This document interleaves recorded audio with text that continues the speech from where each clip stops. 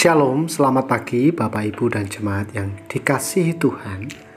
Mari sebelum kita memulai aktivitas kita hari ini, kita mengawalinya dengan membaca firman Tuhan dari 2 Timotius pasal yang kedua, ayat yang pertama sampai selesai. Demikian firman Tuhan.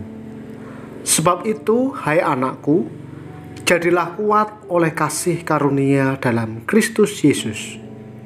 Apa yang telah engkau dengar daripadaku di depan banyak saksi, percayakanlah itu kepada orang-orang yang dapat dipercayai, yang juga cakap mengajar orang lain.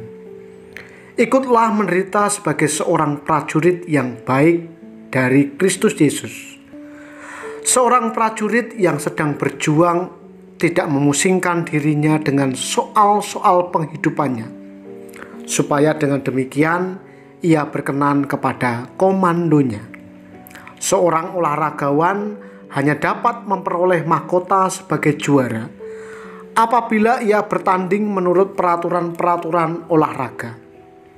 Seorang petani yang bekerja keras haruslah yang pertama menikmati hasil usahanya. Perhatikanlah apa yang kukatakan. Tuhan akan memberi kepadamu pengertian dalam segala sesuatu. Ingatlah ini, Yesus Kristus yang telah bangkit dari antara orang mati, yang telah dilahirkan sebagai keturunan Daud, itulah yang kuberitakan dalam Injilku.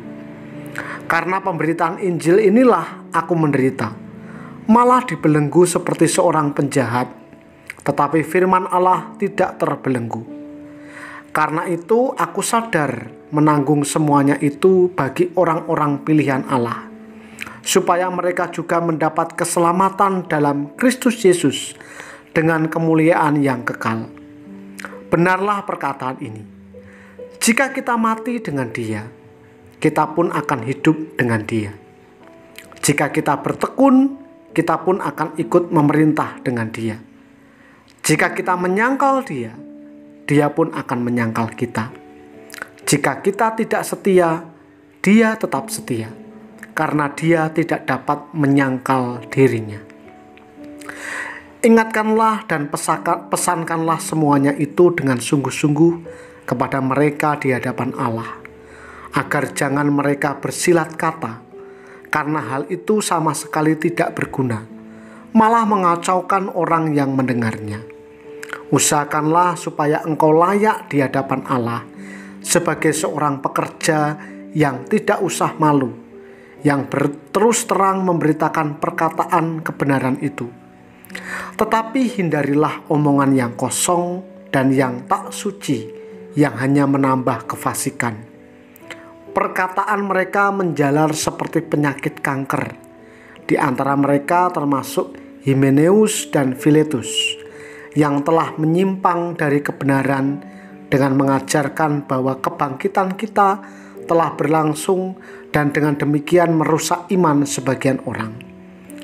Tetapi dasar yang diletakkan Allah itu teguh dan meterainya ialah Tuhan mengenal siapa kepunyaannya, dan setiap orang yang menyebut nama Tuhan hendaklah meninggalkan kejahatan. Dalam rumah yang besar bukan hanya terdapat perabot dari emas dan perak, melainkan juga dari kayu dan tanah. Yang pertama dipakai untuk maksud yang mulia, dan yang terakhir untuk maksud yang kurang mulia. Jika seorang menyucikan dirinya dari hal-hal yang jahat, ia akan menjadi perabot rumah untuk maksud yang mulia. Ia dikuduskan, dipandang layak untuk dipakai tuannya, dan disediakan untuk setiap pekerjaan yang mulia. Sebab itu, jauhilah nafsu orang muda, kejarlah keadilan, kesetiaan, kasih, dan damai bersama-sama dengan mereka yang berseru kepada Tuhan dengan hati yang murni. Hindarilah soal-soal yang dicari-cari, yang bodoh dan tidak layak.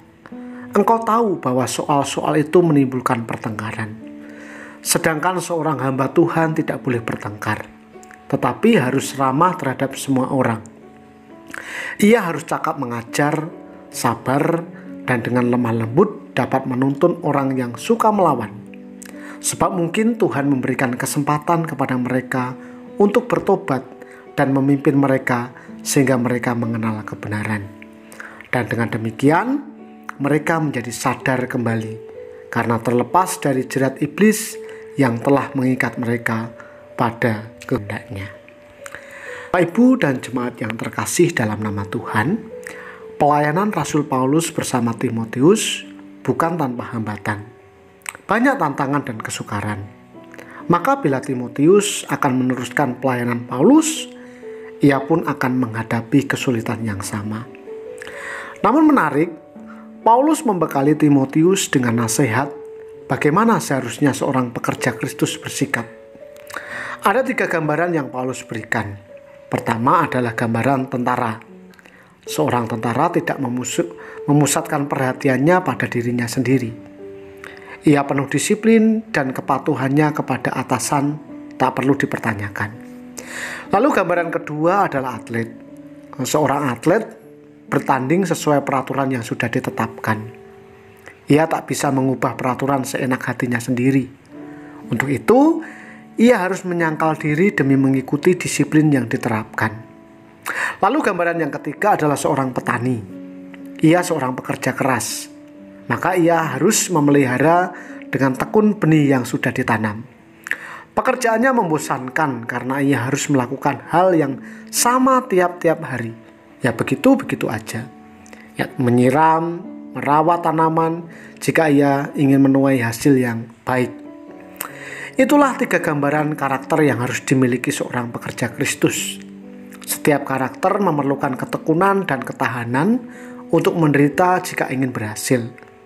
Tentara yang mundur sebelum perang berakhir tak akan melihat kemenangan. Atlet yang berhenti bertanding sebelum pertandingan berakhir tak akan pernah meraih medali. Dan petani yang berhenti bekerja sebelum musim panen tiba tak akan pernah menuai hasil. Nah, Bapak Ibu, melayani Tuhan tidak bisa sembarangan. Tak cukup hanya bermodal keinginan.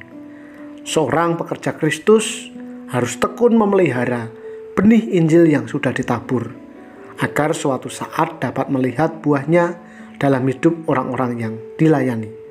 Sebab itu, kita perlu melayani dengan motivasi yang tepat, kemurnian hidup, dan ketaatan penuh kepada kehendak Allah.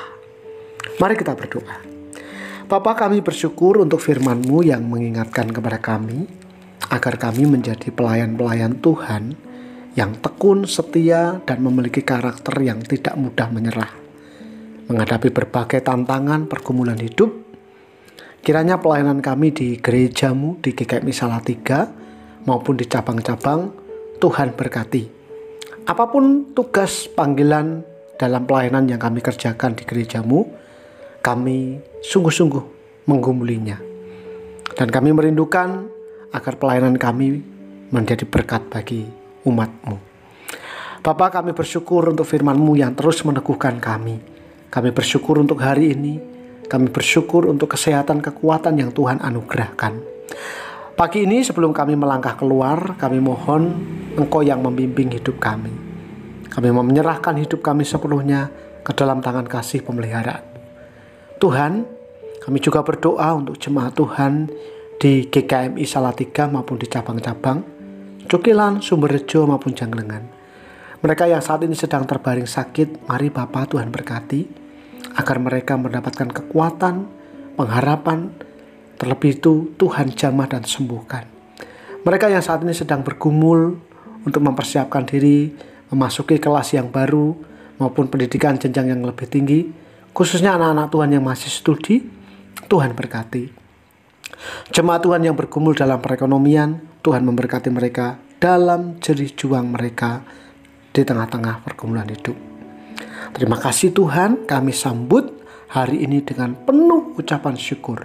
Biarlah hidup yang kami jalani menyenangkan hati Tuhan. Di dalam nama Tuhan Yesus kami berdoa dan bersyukur. Amin. Selamat beraktivitas Bapak Ibu semuanya. Tuhan memberkati.